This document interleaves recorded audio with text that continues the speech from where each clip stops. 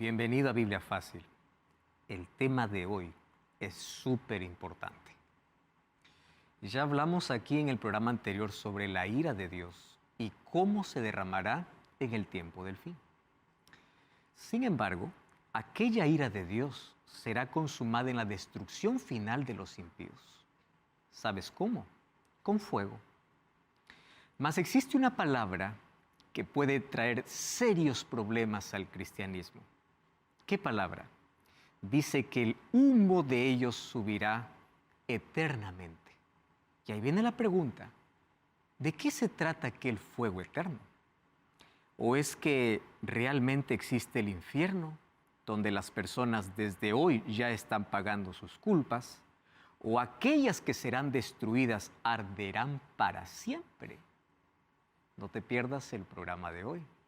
Bienvenido a Biblia Fácil. Bienvenidos amigos, listos para nuestro penúltimo encuentro y programa de esta temporada. Antes yo quiero ofrecer el curso bíblico Biblia Fácil Apocalipsis, didáctico, lleno de textos bíblicos para que tú puedas comprender de una manera práctica el libro de Apocalipsis. Solicítalo a través del número de WhatsApp que aparece aquí en tu pantalla o también ingresa a estudielabiblia.com. Ingresa allí y vas a encontrar este y otros materiales.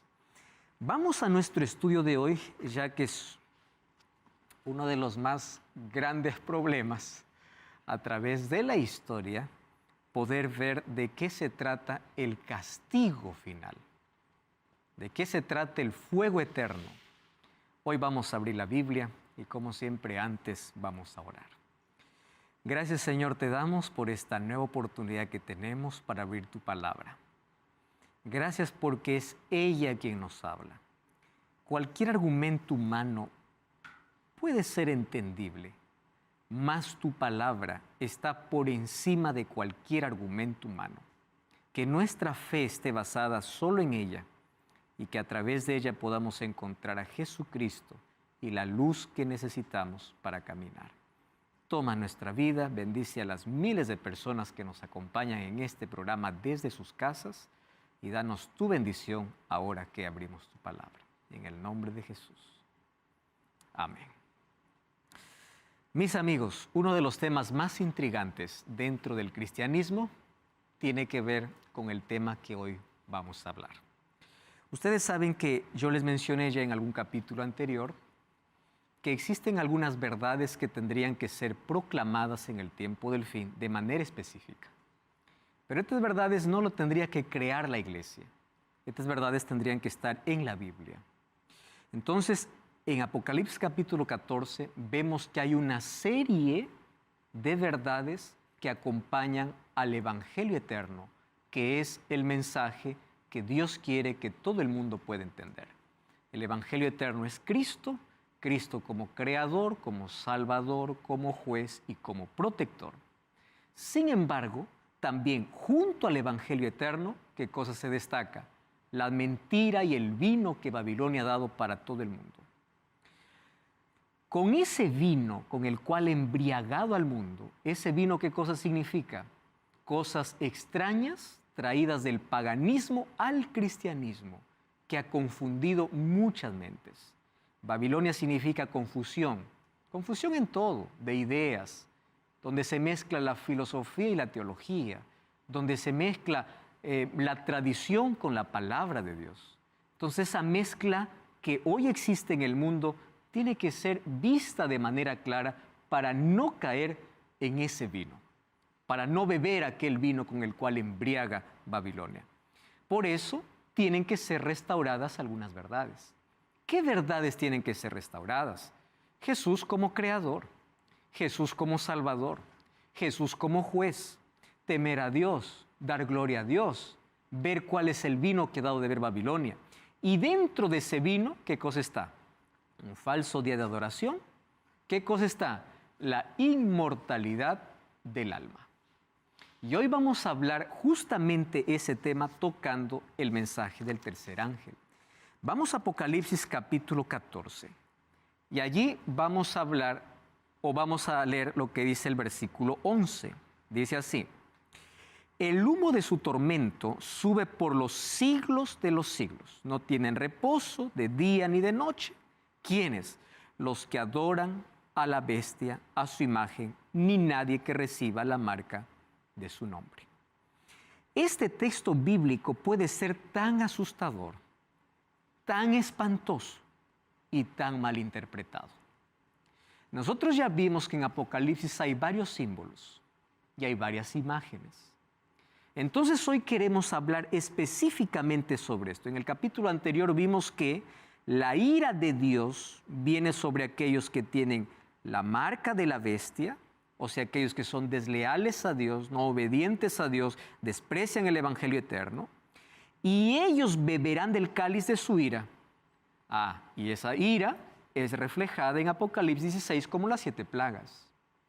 Pero aparte de las 7 plagas, esa ira es consumada en la destrucción de los impíos. Entonces, ¿cómo es que serán destruidos? Y aquí viene la palabra que puede confundir fácilmente. Humo eterno, tormento eterno, fuego eterno. Todo nos lleva a una idea. ¿Qué idea? Infierno. Y la palabra infierno va a depender a quién le preguntes, que te va a dar un concepto totalmente diferente. Mas yo aprendí algo en la vida. En un mundo lleno de opiniones, la Biblia tiene la última palabra. Yo puedo argumentar lo que quiero, pero la Biblia tendrá la última palabra. Jorge. Pastor, recién nombró la palabra infierno. Ajá. La palabra infierno no aparece en la Biblia literalmente así como la expresamos. Ajá. ¿A qué hace referencia? Muy bien. La palabra infierno en sí es una traducción para nuestro español, pero en la Biblia aparece bajo otros nombres, bajo el nombre Hades, Sheol, que significa simplemente sepultura. Solo que esa palabra es traducida como infierno. Y está bien que sea traducida como infierno. El problema es cuál es el concepto de infierno que tenemos. Y el concepto de infierno que tiene el mundo occidental, o sea, donde nosotros estamos, es el concepto griego, no el concepto bíblico. Mas hoy queremos analizar cómo la cultura griega influenció tanto en muchas creencias que hoy los cristianos. Gracias, pastor. ¿Correcto? Vamos entonces al texto. Para poder acompañar ese texto, para poder, digamos aquí, poner más curiosidad en el asunto, vamos a Apocalipsis capítulo 20. ¿Está bien?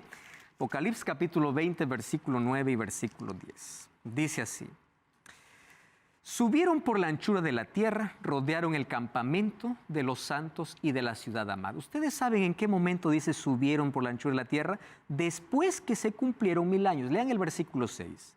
Dice que bienaventurado y santo el que tiene parte en la primera resurrección, la segunda no tiene más poder sobre esto, sino que reinaron con Cristo 1000 años. Después que reina con Cristo 1000 años, suben de la tierra. Entonces, presten atención. Si la multitud sube de la tierra, quiere decir que ¿dónde están los redimidos? En el cielo, porque la ciudad baja. ¿Entienden? El milenio, ¿dónde se lleva? ¿En el cielo o en la tierra? En el cielo. Si estos suben de la tierra y rodean el campamento, la ciudad baja. ¿Y cómo sé que la ciudad baja? Lean el capítulo 21. Allí en el versículo 2 dice: yo vi, Juan, la santa ciudad, la nueva Jerusalén, descender del cielo. Muy bien. Vamos al versículo 9. Suben de la anchura de la tierra, rodean el campamento y la ciudad amada, pero de Dios descendió fuego del cielo. ¿Y qué cosa dice? Los consumió. No dice que sufrieron eternamente. Aquí aparentemente hay una contradicción, ¿no? Versículo 10. Y el diablo que los engañaba fue lanzado al lago de fuego y azufre, donde estaba la bestia, el falso profeta, y aquí nuevamente el problema. Fueron atormentados día y noche por los siglos de los siglos. ¿Qué les parece? Aquí entramos en un problema. Dice que cuando suben, desciende fuego del cielo y los acaba. Pero luego dice que junto a la bestia, el dragón y el falso profeta, ellos son atormentados por los siglos de los siglos. La palabra por los siglos de los siglos es una manera de poder expresar eterno, ¿correcto? Y la palabra eterno en el idioma original, en el hebreo es olam. Recuerden esa palabra porque la vamos a repetir muchas veces. Olam, pacto eterno. ¿Correcto? Eterno. La palabra eterno en el hebreo es olam. Para nosotros, ¿qué cosa sería? Por los siglos de los siglos, eternamente, en fin. Vamos entonces aquí. ¿Cuál es el punto? ¿Cómo es el asunto en el juicio ejecutivo? La última parte del juicio. ¿O son eliminados o son de a poco, por siglos de los siglos? Ese es un problema. Vamos al versículo 12.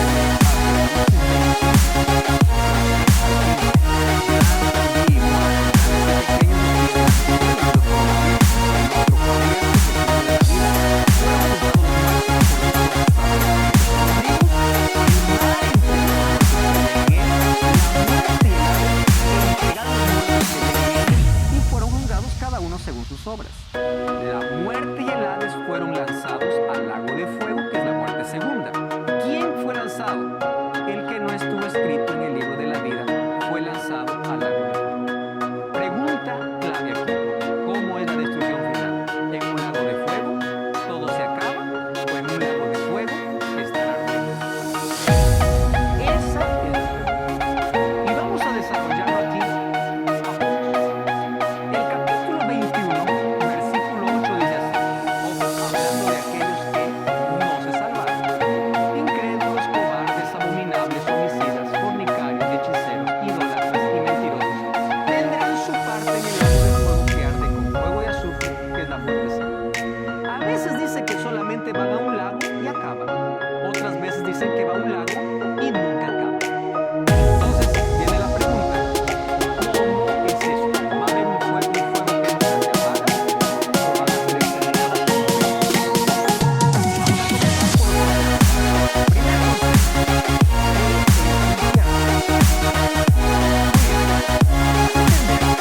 ¿A qué fuente podamos ir? ¿Correcto? Por ejemplo, ¿cuál es el concepto popular de infierno? No quiero decir que todo el mundo cristiano cree en esto. Quiero decir que parte del mundo cristiano, no todos. La mayoría cree que después de la muerte, las almas de los pecadores descienden al infierno para sufrir el castigo eterno. De allí nace la idea de purgatorio. ¿Dónde nace la idea de purgatorio? Aquel que fue malo va al infierno. Aquel que fue bueno va a la gloria. Y aquel que fue más o menos va a purgar. De ahí viene la palabra purgatorio. Entonces, una oración puede sacarlo del purgatorio al cielo. Una misa puede sacarlo del purgatorio al cielo. Totalmente antibíblico. Porque la salvación no es por lo que otro hace por mí, es lo que es mi elección. Es lo que Jesús hizo por mí y yo acepto la salvación. Es un asunto de elección personal. No es que los padres me salvan, no es que mis antepasados me salvan o la oración de otro me salva. Quiere decir que es una elección personal. Yo acepto a Cristo. Muy bien. De allí nace esta idea de que cuando uno muere, algo sale. Usted ya recuerda, en un capítulo anterior hablamos un poco sobre el término alma, como algo desencarnado del cuerpo que sale y va o al cielo para mirar o al infierno para sufrir, que eso es totalmente antibíblico. ¿Y eso de dónde nació? No nació en la cultura griega, eso nació con los egipcios, ya en las primeras culturas paganas. ¿De dónde nace toda esta idea? Solamente voy a hacerle recordar algunas cosas. Las culturas más antiguas, como los egipcios, proclamaban la inmortalidad, que cuando una persona muere, no muere, sino que al contrario, cuando muere va a un viaje. Por eso es que los faraones, ¿qué cosa es lo que hacían? Ellos se enterraban con todas sus posiciones para un viaje, una vida más allá. Eso enseñaron los egipcios. Los griegos pues reciben este pensamiento y le dieron el toque filosófico. Ya hablamos aquí sobre la leyenda de Er, que está en el libro de la República, que es una leyenda, donde habla de un soldado que vio el infierno y el cielo. Eso es una leyenda. Esa leyenda fue involucrándose dentro de ¿qué? Del cristianismo, ¿correcto? Y allí una parábola que está en Lucas 16 hace que la mayoría pueda creer que existe un infierno, que eso lo vamos a tocar de aquí a un momento, querido Omar. Sí, iba a preguntarle justamente sobre la parábola agrícola. Gracias, Omar. Muy bien, antes de explicar la parábola, nosotros tenemos otro serio problema. ¿Cuál es el serio problema? Hay muchos que tienen experiencias. ¿Ustedes ya escucharon? Yo morí. Vayan a internet y vean. Yo morí y yo fui al cielo. Yo morí y yo estuve en el infierno. Yo vi las... ¿Saben qué es lo interesante? Que cada uno le cuenta diferente. Yo estuve averiguando por lo menos 4 testimonios, ¿no? Para poder ver, empapar un poquito de la historia. Cada uno lo cuenta distinto. Eso quiere decir que cada uno cuenta el infierno de una manera, otro lo cuenta de otra manera. O sea, finalmente, si nadie se pone de acuerdo, quién fue o quién no fue. Solo que para eso hay una explicación. ¿Cuál es la explicación? Y gracias a Dios que la ciencia nos ayuda, muchas veces nos ayuda para poder interpretar ciertos asuntos. El doctor Jacques Provenza, él es doctor en ciencia y religión, y él dice así: las personas que pasan por esas experiencias relatan haber visto y sentido algo indescriptible, la sensación de estar fuera del cuerpo, la más profunda experiencia espiritual. Ellos dicen, pasé por túneles, paz, amor, luces, etc. Y él explica así: la explicación de estas experiencias, ¿dónde está? En el cerebro. Cuando la química del sistema nervioso central se altera, produce ilusiones y alucinaciones. Y esto es un estudio que se realizó. Una persona que está en la experiencia de casi muerte, no murió, hay una alteración química cerebral. Y esa alteración química cerebral va a darle imágenes de acuerdo a su creencia. Por ejemplo, si una persona cree en el infierno, según el concepto que él tiene, esa alteración le va a llevar justamente a esa imagen. Ustedes saben que el cerebro es capaz de poder fabricar ciertas imágenes, ¿no? Es capaz de hacerlo. Ahora, esta es la explicación para aquellas experiencias. Según la Biblia, el ser humano no tiene un alma, sino que es un alma. Según Génesis 2:7 dice que Dios juntó el polvo de la tierra, le dio el soplo de vida y fue el ser, Adán, un alma viviente. ¿Cuál es la palabra? Nefesh. ¿Qué cosa es soplo de vida? Ruach. Aquí coloqué incluso las palabras en el original. ¿Qué significa nefesh? Nefesh significa vida, persona, ser vivo. Entonces, no tenemos un alma, somos un alma. Somos un alma. Pero alma, ¿qué significa? Vida. Cuando dice, salió el alma, salió la vida. Ustedes no se preocupen por los que matan el cuerpo, sino por aquel que puede, dice, enviarlos al infierno, aquel que destruye el alma, o sea, aquel que puede quitar la vida eterna. ¿Qué cosa encontramos? Que Dios os santifique cuerpo, alma y espíritu. Que Dios santifique cuerpo, mente, pero forma parte ¿de qué? Del ser humano. Porque el ser humano en su conjunto es un alma. Entonces, todos los textos bíblicos donde encontramos alma representa al ser humano. No es algo que está fuera o sale del ser humano. Bueno, ¿qué cosa entonces es la muerte? Según Eclesiastés 12:7, el polvo vuelve a la tierra, como era, y el espíritu vuelve a Dios, que lo dio. Punto final. ¿Qué existe fuera de eso? Nada. El polvo vuelve a la tierra, el cuerpo se descompone. Ustedes abran un cajón, 20 años, es polvo. Esqueleto a veces todavía queda, ¿no? Pero finalmente es polvo. El cuerpo se descompone, es polvo. ¿Qué cosa vuelve a Dios? El espíritu. ¿Y qué es el espíritu? Esa es otra palabra interesante. ¿Qué es el espíritu que vuelve a Dios? Presten atención aquí. Dios no colocó un aliento pensante. La palabra ruaj, ¿qué cosa significa? Soplo. Dios hizo el muñeco allí de tierra. ¿Y qué cosa dio? Su espíritu. ¿Qué cosa? Soplo, ¿correcto? Ahora, ese soplo, ruaj, ¿qué cosa es? Aire, es vida que Dios le transmitió. La palabra griega para espíritu, ¿qué cosa es? Neuma. ¿Qué cosa es neuma? Soplo, aliento o aire. O sea, un día este aliento vuelve a Dios. No existe nada más. El aliento que vuelve a Dios, el soplo de vida que Él me dio para poder vivir, vuelve a Dios y el cuerpo vuelve a la tierra. Entonces, el soplo no es un ser pensante. El soplo no es algo que sufre, no es algo que está disfrutando o algo que se está quemando. El soplo solo apareció cuando el polvo de la tierra y el soplo de vida se unieron. Es decir, el ser humano es un ser vivo, es un ser pensante, cuando se une polvo de la tierra más el soplo de vida. ¿Por qué es interesante analizar incluso la palabra neuma? De la palabra neuma viene la palabra neumático. ¿Qué cosa es? Aire. ¿Qué cosa vuelve a Dios? La vida. ¿Qué cosa sale del cuerpo? Nada. Vuelve a Dios la vida, el cuerpo vuelve a la tierra. ¿Hasta cuándo? Hasta que sucede la resurrección, como dice 1 Tesalonicenses capítulo 4. Eclesiastés 9:5 dice, los vivos saben que han de morir, los muertos nada saben. No tienen más paga, su memoria es puesta en olvido, su amor y su odio todo fenecieron, nunca más tienen parte debajo del sol. Ah, muy bien, pastor, pero no tienen parte debajo del sol, pero están en el cielo. Vamos a ver qué dice Salmo 115. No alabarán los muertos o a Jehová, ni cuando descienden al silencio. O sea, si están en el cielo tienen que estar alabando. El que está muerto está en su sepultura. Juan 20:17. Este es un texto interesantísimo. ¿Saben por qué? Porque ¿quién realmente puede explicarnos la muerte es Jesús? ¿Y por qué? Porque Él murió. ¿Entienden? Quien puede explicarnos es Cristo. Él murió y Él resucitó. Y su resurrección es la garantía de la resurrección de todos aquellos que creen en Él. Cuando Jesús resucita, aparece allí primero para una mujer, María.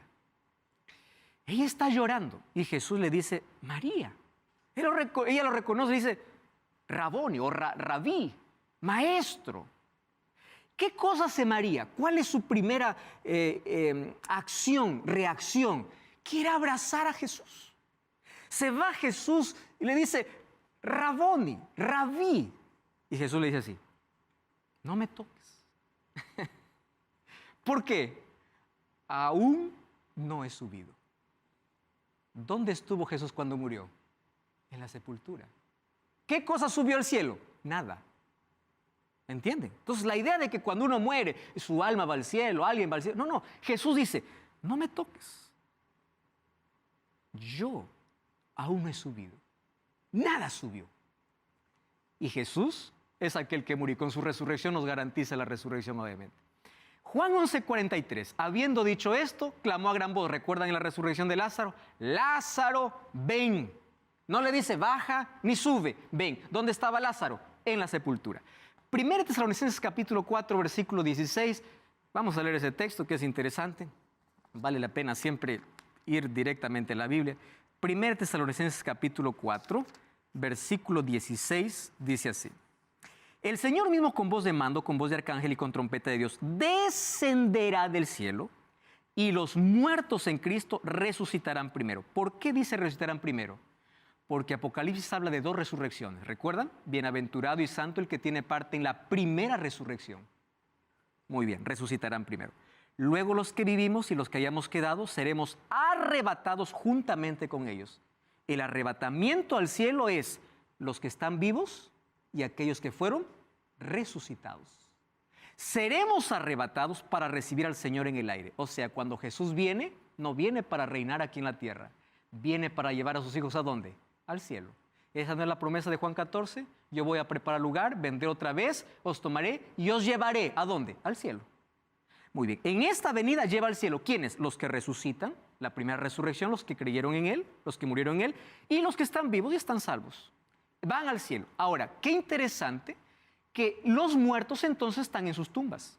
En ningún momento dice que Jesús viene con seres humanos. La Biblia dice que viene con ángeles. Cuando viene con ángeles en su segunda venida, los muertos resucitan, aquellos que murieron creyendo en Cristo, y aquellos que están vivos y tienen el sello de Dios, y aquellos que son fieles, pasaron el juicio y van a ir con Dios también para vivir por la eternidad, se unen los dos grupos. Nadie tiene recompensa adelantada. Nadie estuvo ya disfrutando, nadie estuvo sufriendo. ¿Dónde estuvieron los muertos? En su sepultura. El apóstol Pablo, cuando dice yo voy a ser sacrificado, él dice, me queda reservada la corona de vida que me dará el Señor. ¿Cuándo? En aquel día. No dice, mira Timoteo, voy a disfrutar, yo ya voy desde el cielo a darte fuerza, voy desde el cielo a ver qué sucede. No. Él dice, me dará la recompensa en aquel día. ¿Cuándo se dará la recompensa? Cuando Cristo regresa. Nadie tiene recompensa adelantada. Nadie cuando muere va al cielo a ser recompensado, ni al infierno a ser recompensado. ¿Por qué razón? La recompensa se dará ¿cuándo? Cuando Jesucristo regrese. Y ahora, ahí coloqué incluso la pregunta, ¿qué sentido tiene la resurrección si ya tiene recompensa, no? Ya están disfrutando, ya están sufriendo. La Biblia dice, los muertos están inconscientes hasta el día de resurrección. No están sufriendo, están descansando para el encuentro cuando Jesús regrese. Y acá hay varios textos: la muerte es como un sueño, no tienen sentimientos, está en el polvo, no realizan ninguna obra, no tienen conciencia. Todo eso con textos bíblicos, ¿no? No alaban, no intervienen, no están en el cielo. Todos los textos bíblicos están acá. Más aquí encontramos un asunto interesante. De los 4 evangelios que tenemos en la Biblia, solo hay un evangelio que no cuenta ni una parábola de Jesús. ¿Saben cuál es? Juan. Los 3 evangelios, Mateo, Marcos y Lucas, cuentan parábolas y milagros. Juan cuenta 7 milagros de Jesús sin ninguna parábola. Ninguna parábola encontramos en Juan, pero sí encontramos en los 3 evangelios, Mateo, Marcos y Lucas. ¿Cuál era el propósito de las parábolas? Las parábolas eran imágenes del cotidiano, historias que se contaban, cosas que ellos vivían para traer una lección espiritual. Lo que hoy hacemos. ¿Cómo explico a un niñito un asunto complicado? Con una historia. Las historias captaban la atención, atraían las mentes y a través de historias del cotidiano, historias que se contaban, historias que Jesús creaba, ¿qué cosa daba a entender? Una lección. Las parábolas no son doctrinas. ¿Qué cosas son las parábolas? Lecciones espirituales. Lucas capítulo 16 tiene una parábola. Y yo quiero mencionar aquí un asunto interesante. Quiero que todos podamos abrir la Biblia en Lucas capítulo 16. ¿Está bien? Lucas capítulo 16, desde el versículo 16 en adelante, del 19 en adelante, dice: había un hombre rico que se vestía de púrpura y lino y hacía cada día un banquete con esplendor. Había otro mendigo llamado Lázaro que estaba echado a la puerta de aquel lleno de llagas. Este ansiaba saciarse de migajas que caían de la mesa del rico. Aún los perros venían y le lamían las llagas. Pero aconteció que murió el mendigo y fue llevado por los ángeles al seno de Abraham. Murió también el rico y fue sepultado. Y allí en el infierno o en el Hades alzó su voz, o alzó sus ojos, estando en tormentos, y vio de lejos a Abraham y a Lázaro en su seno. Entonces gritando dijo: Padre Abraham, ten misericordia de mí, envía a Lázaro que moje la punta de su dedo en agua y refresque mi lengua, que estoy atormentado en llama. Abraham le dijo: Hijo, tú recibiste bienes en vida, Lázaro males, ahora está consolado y tú atormentado. Además de todo esto, hay una gran montaña entre nosotros, que los que quieran pasar de aquí para allá no pueden, ni de allá para acá. Entonces le dijo: te ruego que le envíes a la casa de mi padre, porque tengo 5 hermanos, para que les prediquen, para que no vengan a este lugar de tormento. Abraham les dijo: a Moisés y a los profetas tienen para que les escuchen.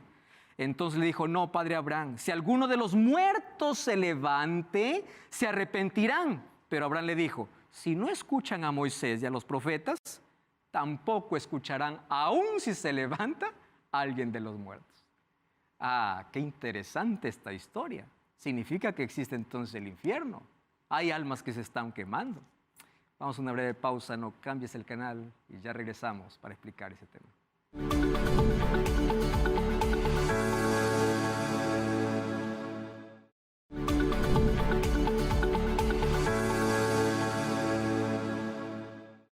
Aquí de regreso en Biblia Fácil. Ya sabes que puedes solicitar un curso bíblico, Biblia Fácil Apocalipsis, entrando a este número de WhatsApp o también ingresando a estudialabiblia.com. Y vamos juntos estudiando la Biblia de manera más profunda. Hoy estamos hablando acerca de la existencia del infierno, porque esa palabra incluso puede confundir más cuando se repite en Apocalipsis como un tormento eterno. Antes de ir a la pausa, vimos Lucas capítulo 16. Ahora, ¿qué otro evangelio cuenta esta parábola? Ninguno, solo Lucas, el único que cuenta esta parábola. Y alguien me escribió lo siguiente, y yo la verdad quiero y admiro mucho a las personas que cuando preguntan de manera sincera. Y aquí va mi respuesta. Pastor, cuando Jesús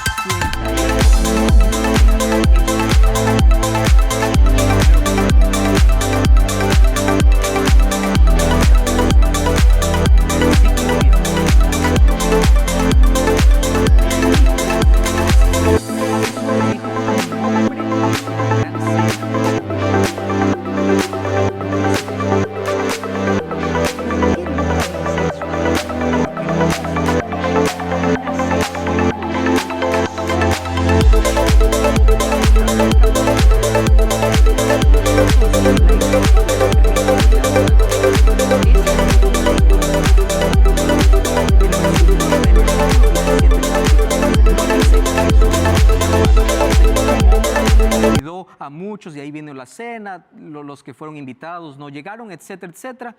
Eso es una parábola. No es un hecho real. Vamos al capítulo 15.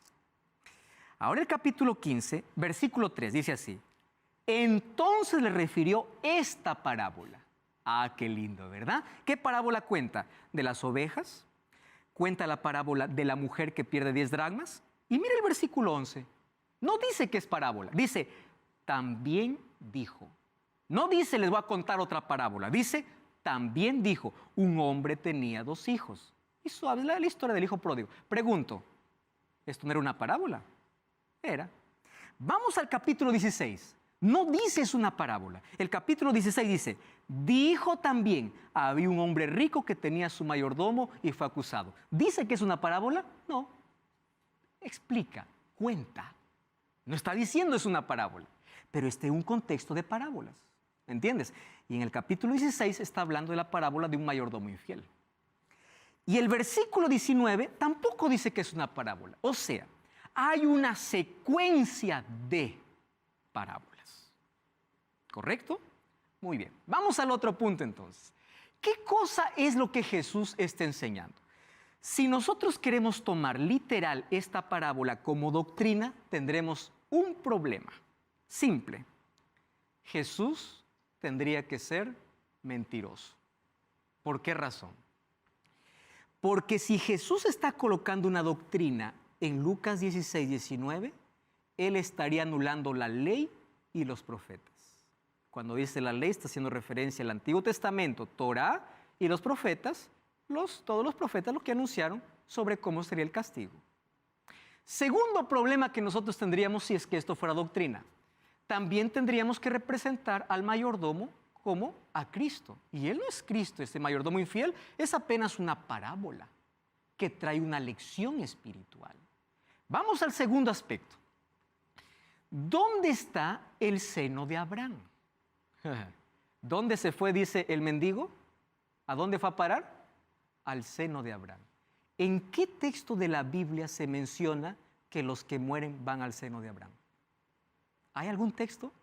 Es más, cuando ustedes van a Hebreos capítulo 11, habla de una lista de héroes de fe. Dice, ninguno todavía de ellos recibió la promesa. Qué interesante. Vamos a Hebreos capítulo 11. Hebreos capítulo 11, versículo 39, para ver dónde está Abraham, ¿verdad?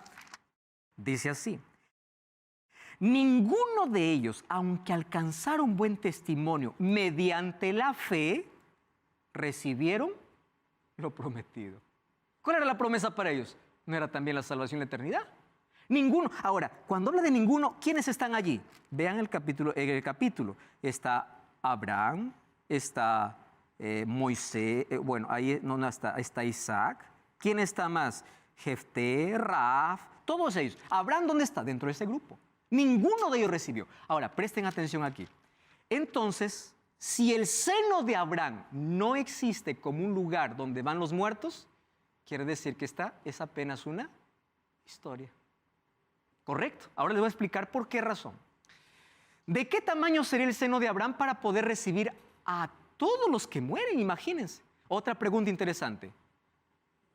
¿Dónde fueron los muertos antes de Abraham? Si es que realmente Abraham los abrigara en su seno a todos los que van a salvarse. Otro aspecto importante. ¿Quiere decir que en la eternidad el ser humano va a mirar a los otros sufriendo? Imagínense una eternidad así.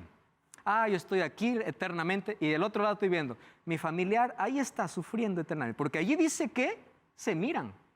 Y viene la pregunta entonces. ¿Realmente en la eternidad se van a mirar los redimidos y los que están quemándose? Ahí van a estar contemplando cómo eternamente se queman. ¿Eso es bíblico? No lo es, porque en esta parábola se ven. Entonces es una historia. Otro aspecto importante. Aquí dice, aquellos que defienden esta idea, dicen que es el alma. Entonces viene la pregunta, ¿el alma tiene lengua? ¿El alma tiene cuerpo? Porque allí dice que el rico, ¿qué cosa tenía? Sed. Quiere decir que está hablando que el alma tiene cuerpo. ¿Se dan cuenta de la incoherencia que existe al poder colocarlo de manera literal esta parábola? Otro aspecto. Jesús usó una historia contada ya por ellos. ¿Por qué razón? Primera cosa, al morir el destino está definido. ¿Cuál es la primera lección? Nadie puede pasar de allá para acá ni de aquí para allá. Cuando uno muere, el asunto está definido. Primera lección. Segunda lección. Los judíos llamaban de padre a Abraham. ¿A quién? A Abraham. Sino que ellos, el pueblo judío, representaba a aquel hombre rico, que tenían los privilegios, tenían las promesas, tenían todos, y llamaban a Abraham de padre. Pero aún teniendo todos esos privilegios, un día se perdieron. ¿Saben por qué se perdieron? Porque rechazaron a Jesús. ¿Para quién era esta parábola? Para los judíos que despreciaban a Cristo, teniendo como padre ¿a quién? A Abraham. ¿Y a quién representa el mendigo? Pues a los gentiles. Aquellos que ustedes condenan y dicen miserables pecadores, ellos estarán allá. ¿Saben por qué? Porque ellos reconocieron su miserableza y están allá. ¿Saben cuál es el mayor problema en la parábola?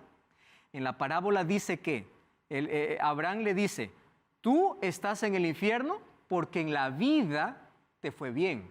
Él está aquí porque en la vida le fue mal. Quiere decir que la salvación es porque me va bien o me va mal. ¿Se dan cuenta que hay mucha inconsistencia en las parábolas? En esa parábola para que pueda ser una doctrina. Entonces, al no ser una doctrina, hay lecciones. ¿Cuál es la lección principal? Ellos tienen las escrituras y no quieren oír las escrituras. Y aun cuando se levante alguien de los muertos, no escucharán las escrituras. ¿De qué está hablando? De la arrogancia judía. ¿Y de qué está hablando? Que ellos no prestan atención a las escrituras. Todo esto dentro de una parábola para traer lecciones, no para tomarlo como doctrina. ¿Correcto? Ahora, voy a hacer aquí algunas preguntas interesantes. Si el infierno fuese un lugar donde los malos permanecen quemándose eternamente atormentados, voy a hacer solamente 4 preguntas. Primera pregunta, que hay que contestarlo. ¿Es justo que uno que peca 70 años pague sus pecados en trillones de años? Esa justicia no existe ni aquí en la tierra, ¿no? Ustedes saben que para cada delito incluso hay una pena. Ahora, ¿sería justo que Dios a alguien que vivió 100 años pecando le haga pagar su condena trillones de años? Ese no es el Dios que demuestra la Biblia. Segunda pregunta, ¿cómo pasaría la eternidad pensando que un familiar sigue ardiendo eternamente? ¿Qué tipo de eternidad es esa? Tercera pregunta, esta es la más interesante. Para arder eternamente hay que vivir eternamente. ¿No les parece que esto es lógico? Para que alguien arde eternamente, primero tiene que vivir eternamente. Y la Biblia dice que vida eterna solamente tienen ¿quiénes? Los redimidos. Los pecadores no. ¿Cómo van a arder eternamente si no tienen vida eterna? Ilógico, ¿verdad? ¿Cómo quedaría el texto donde dice que el mal sería destruido? El mal entonces no es destruido, continúa eternamente. ¿Por qué? Porque siguen pecadores ardiendo. Entonces, ese no es el Dios que la Biblia enseña. Pero ¿qué hacemos con esos pasajes que dicen que el humo sube eternamente, que el fuego es eterno? Vamos a entenderlos ahora. La confusión viene de la lectura que se hace de las traducciones. ¿Cuál palabra? Sheol, que es traducida como infierno, pero que en la realidad significa sepultura, y Olam, que significa para siempre. La palabra griega para eterno es aionion, que significa por los siglos de los siglos o para siempre. ¿Cuál es el problema en nuestra concepción de la palabra eterno? Vamos aquí. Las personas entienden que los malos serán lanzados al infierno y arderán en un esquema de eterno. ¿Qué cosa es eterno? Olam y aionios. ¿Recuerdan que les dije que puedan recordar esta palabra? Olam. ¿Qué significa Olam en la Biblia? Vamos al libro de Primera de Crónicas, capítulo 28. ¿Está bien? Primera de Crónicas, capítulo 28, versículo 4. Primera de Crónicas, capítulo 28. ¿Saben quién está hablando aquí? David. ¿Está bien? David. 28:4. ¿Qué cosa dice allí? Dice allí, sin embargo, Jehová, el Dios de Israel, me eligió de entre toda la casa de mi padre para que fuera rey de Israel. ¿Qué cosa dice sus Biblias? Hay varias traducciones. Algunas traducciones dice eternamente, otros perpetuamente, otros para siempre. ¿Quién está hablando aquí? David. ¿Ustedes saben qué palabra se usa aquí en 1 Crónicas 28:4? ¿Saben qué palabra? Olam. ¿Qué significa Olam? Eterno. ¿Qué cosa dijo David? Dios me ha hecho a mí, ¿qué cosa? Un rey eterno. Eterno. Vamos al capítulo 29, versículo 27. 29-27. Un capítulo después. Dice así: el tiempo que reinó sobre Israel fue 40 años, 7 en Hebrón y 33 en Jerusalén. ¿De quién está hablando? De David. ¿Cómo es que sería rey eterno? Y algunos por ahí explican y dicen así: es que Jesús viene de la descendencia de David. Correcto, esa es la profecía. Sin embargo, aquí David está hablando que él sería, no está hablando que Jesús sería. Él dice: yo seré un rey eterno. ¿Qué significa la palabra Olam? La palabra eterno en la Biblia va a depender a dónde esté enlazada, el objeto al cual esté unido. Si la palabra eterno está unido al ser humano, es eterno mientras dure, eterno mientras viva, ininterrumpidamente, eterno mientras dure. Si la palabra eterno está unida a Dios, es eterno sin fin. ¿Por qué eterno sin fin? Porque Dios es eterno. Entonces, la palabra eterno en el Apocalipsis, ¿a qué está unida? Al pecado. Y el pecado no es eterno. Por eso es que cuando Jesús dice: los justos irán a la vida eterna y los impíos al fuego eterno, ¿qué cosa está diciendo? Unos tendrán vida eterna sin fin, eterno, Olam, aionios, y otros al fuego eterno, eterno mientras dure. ¿Qué significa fuego eterno entonces? Destrucción completa, total. Ahí encaja lo que dice Malaquías 4. No dejará ni raíz ni rama. ¿Por qué? Porque la palabra eterno estuvo unida ¿a qué? Al pecado. Sí, Omar. Sí, dos preguntas. Una, por lo que entendí, entonces usted interpreta como alma y espíritu son la misma cosa, siendo que algunos interpretan que somos espíritu, tenemos un alma y vivimos dentro de un cuerpo, siendo que el espíritu es donde me relaciono con Dios o puedo conectarme con el mundo. El área espiritual. Y el alma es emociones, voluntad e intelecto. Esa es mi pregunta, porque habla santifiquen espíritu, alma y cuerpo, como que el espíritu y el alma son dos cosas diferentes.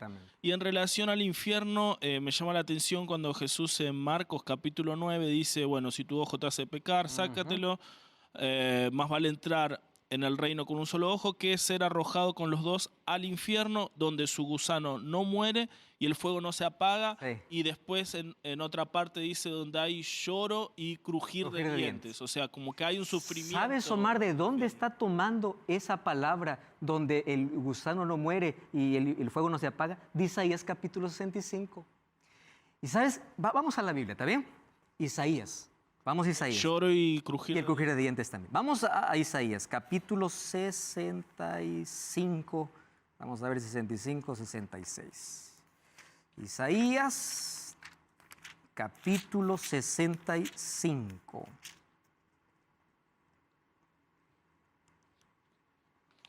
Vamos ahí el castigo a los rebeldes. ¿Está bien? A ver, vamos a ver allí el texto bíblico. Capítulo 65. Bueno, allí vamos a ver el versículo 20, desde el 18, del capítulo 65, versículo 18, donde habla acerca de los cielos nuevos y la tierra nueva, y finalmente habla acerca del castigo que tendrán los impíos. ¿Y saben qué cosa dice? Déjenme aquí encontrar el texto bíblico exactamente, donde dice que su gusano no morirá. Allí, vamos al capítulo 66, versículo 24. Saldrán y verán los cadáveres de los hombres que se rebelaron contra mí. Su gusano no morirá, ni su fuego se apagará. Omar, entonces, ¿qué texto está tomando Jesús en Marcos? El texto de Isaías. Ojo, pero cuando dice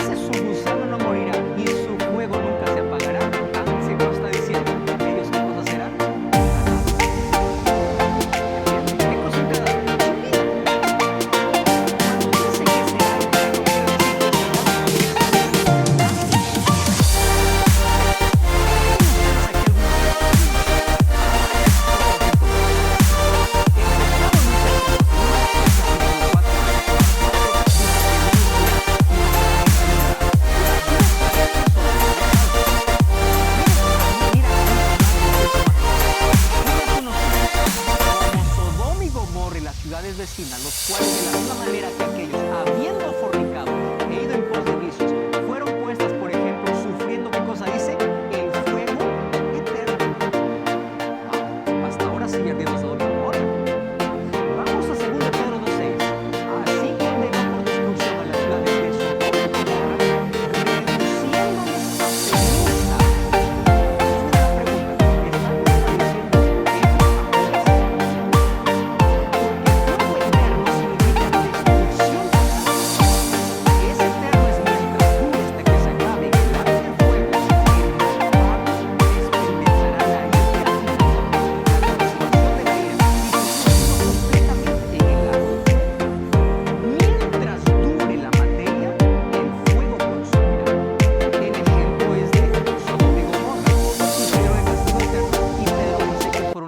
¿A qué? A cenizas. Miren otro texto, Isaías 34:10, hablando sobre Edom. No se apagará de noche ni de día, perpetuamente subirá su humo. ¿A qué les hace recordar ese texto? ¿No es el mensaje del tercer ángel? Ahora la pregunta es, ¿hasta ahora sigue humeando Edom? No. Otro texto bíblico, Ezequiel 20:47, dice así: no se apagará la llama del fuego, serán quemados en ella todos los rostros, desde el sur hasta el norte, y verá toda carne que yo, Jehová, lo encendí. No se apagará. ¿Qué significa no se apagará? Eternamente. El fuego acabará la materia, pero será eterno, ¿qué cosa? Las consecuencias. Nunca más se levantará. Acabó para siempre. Malaquías 4:1, viene el día ardiente, que dice el final, no dejará ni raíz ni rama. Y Romanos 6:23 dice, la paga del pecado es muerte, mas la dádiva de Dios es vida eterna en Cristo Jesús, Señor nuestro. ¿Qué cosa es vida eterna? ¿O quién tiene vida eterna? Aquel que cree en Jesús y tiene la gracia de Cristo. Y aquel que no tiene a Cristo, ¿qué cosa tiene? Muerte. ¿Y la muerte qué cosa dice en Apocalipsis? Que será lanzada ¿a dónde? Al lago de fuego, para desaparecer para siempre. Ahora respondo a tu segunda pregunta. Y el lloro, el crujir de dientes. Ese lloro y crujir de dientes está hablando en el contexto de la ira de Dios. ¿En qué momento? Cuando la gracia se acabe. Aquellos que no fueron hallados con el vestido, ¿qué cosa es el vestido? El carácter de Dios. Aquellos que no reflejaron a Dios su amor en obediencia, en lealtad, ¿qué cosas serán? Echados fuera. Ahí está la separación. La gracia terminó. Y aquellos que no más, o aquellos que no aceptaron la gracia en el tiempo de oportunidad, viene para ellos el lloro y el crujir de dientes, que son como resultado de la ira de Dios que será derramada antes de su segunda venida, primero con las 7 plagas y luego con la exterminación completa del pecado. Ahora, yo quiero que ustedes presten atención a un asunto interesante. La paga del pecado es muerte. Si la paga del pecado es muerte, la muerte no existirá para siempre, porque Dios ha prometido venir y colocar punto final al pecado y a la muerte. Eso quiere decir que si yo creo en un infierno que arderá eternamente, yo tengo que creer que aquellos que están en el infierno tienen que vivir eternamente. Para ser quemado eternamente hay que vivir eternamente. Solo que la vida eterna es un regalo que Dios da solamente a quienes, aquellos que aceptan su gracia. Pastor, entonces, ¿de qué vino a librarnos Cristo? Cristo vino a librarte de la muerte eterna. Porque tú sabes que todos podemos ser afectados por la primera muerte. Y esa muerte que en algún momento puede llegar. Pero la muerte eterna, la segunda muerte, la destrucción completa donde nunca más habrá esperanza. Por eso, si Cristo es vida, únete a Él. Solo con Él podrás vivir eternamente. Mientras Laura canta, tome esa decisión mientras estaré orando por ti.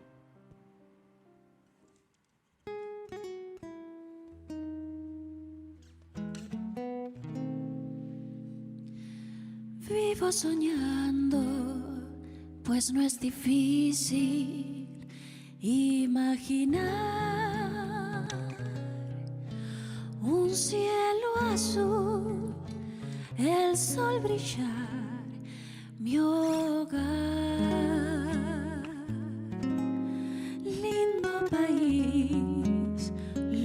de paz, patria querida, ¿dónde iremos tú y yo?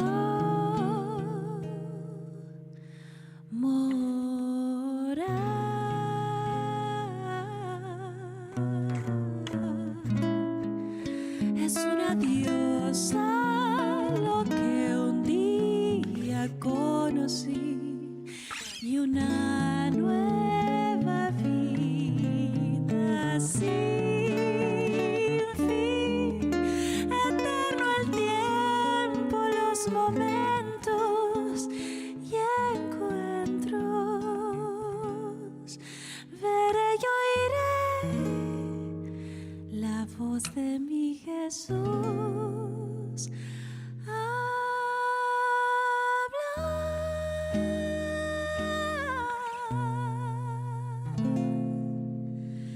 Vivo soñando, pues aún la muerte un sueño será. Soñar con Dios es la alegría anticipar. Y es mi convicción que solo vive quien aprende a amar, porque el amor viene de Dios y es vida y salvación.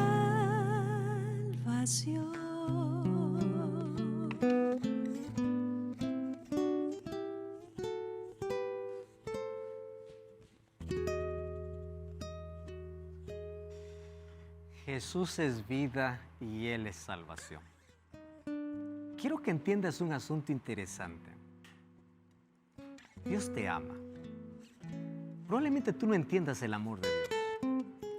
Y su amor y su misericordia se muestran en las oportunidades que todos los días te da para vivir, para entender, para comprender que tú naciste para algo mejor.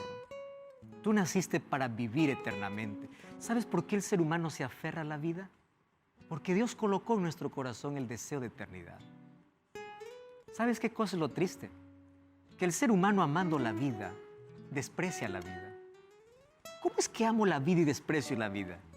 Es que la vida es Cristo. La vida sin Él no tiene propósito, no tiene sentido, es vacía, no es plena. Y allí aparece Jesús y dice: yo soy la vida. Y aquel que se une a Él tiene vida eterna. ¿Y sabes qué cosa necesitas para ir a Jesús? No necesitas hacer nada. Necesitas ir. Anda a Jesús como estás, con tus vicios, con tu pasado, con tus problemas. Anda a Jesús con tus cadenas. Anda como estás. No hay condición para ir. Pero quiero que entiendas otra cosa. Puedes ir a Jesús como estás, pero Él nunca te deja como llegas. Cuando Él te deja, Él saca tus trapos, tus harapos, tu inmundicia, te limpia, te acepta. Y cuando entras a sus brazos, cuando entras a su redil, Él te enseña a caminar. Él coloca las preferencias del reino en tu vida. Él coloca su palabra en tu vida. Él coloca su ley en tu vida. No te equivoques. Dios te acepta como llegas, pero no te deja como estás. Él transforma. ¿Y sabes cuál es el llamado de Dios? Acepta la vida. Ama la vida. Y sin Cristo no existe esa vida. ¿Qué haces tú lejos de Dios? ¿Hasta cuándo vas a estar en tu rebeldía? ¿Hasta cuándo vas a insistir? Recuerda que la destrucción final llegará. Y todos aquellos que despreciaron la vida finalmente serán destruidos eternamente, sin esperanza, en un lago de fuego que será la tierra purificada donde acabará para siempre el pecado. Y tú no necesitas estar allí. Por eso acepta a Cristo en tu corazón. ¿Lo aceptas hoy? Vamos a orar. Gracias, Señor, por tu palabra. Hoy aceptamos a Jesucristo como Salvador y queremos vivir eternamente y eternamente a tu lado. En el nombre de Jesús. Amén.